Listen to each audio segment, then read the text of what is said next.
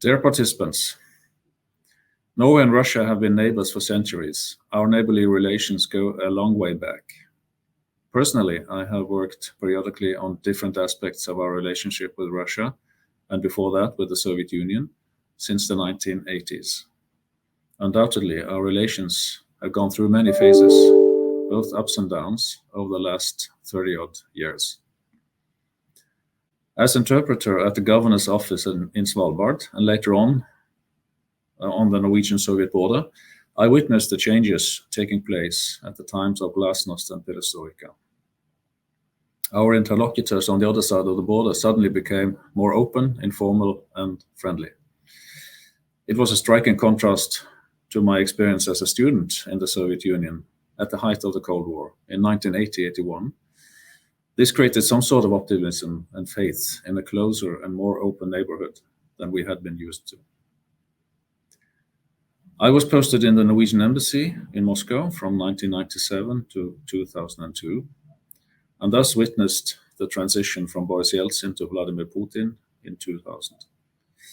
At that time, we used to say that the neighborly relations between Norway and Russia had never been better, and that we had lived in peace as neighbors for 1,000 years, which is true, in fact. The relations were expanding quite dynamically through the 1990s and the first years of the 2000s. It doesn't mean that we didn't have challenges and problematic issues. We certainly had our share of that as well, but the overall atmosphere was constructive. A highlight in our relations was when we, in 2010, finally agreed with Russia on a dividing line between our continental shelves and economic zones in the Barents Sea after almost 40 years of difficult negotiations. In the following years, however, our relationship became increasingly difficult. Russia presents a number of challenges to the interests of Norway and our key partners.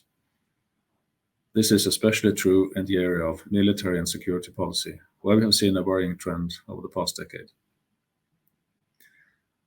The events in Ukraine in 2014 were a turning point.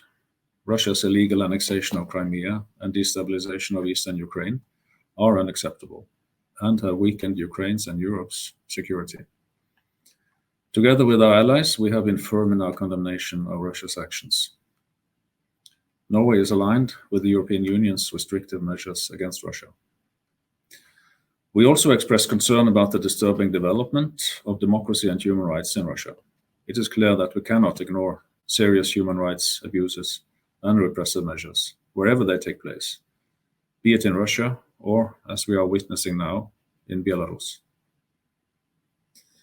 Norway leads a firm and predictable policy towards Russia based on our NATO membership, as we have done since 1949. Norway and Russia fundamentally disagree on a number of issues. However, this should not be an obstacle to contact and cooperation. As neighbors, we must have a dialogue. And we do cooperate pragmatically and constructively with Russia on issues of common interests, like search and rescue, fishery management, nuclear safety, and environmental protection, as well as in regional organizations like the Arctic Council and the Barents Council. Norway and Russia are neighbors, both at land and at sea. This has fostered close links between our two nations for centuries. In addition, Norway and Russia do not share a history of war and rivalry. Peaceful coexistence has been the norm, both on the national level and among those living as neighbors along our border in the far north.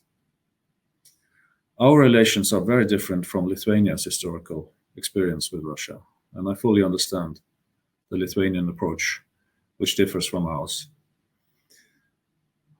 What we have in common, though, is our strong anchorage in the Euro-Atlantic community.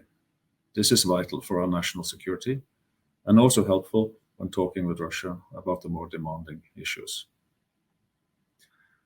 Russia's actions, both at home and abroad, pose challenges that we have to address and limit the scope of our relations.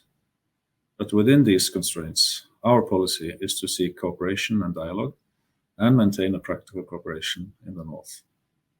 We can and should engage Russia where we have common interests and where non-cooperation would cause more harm than good.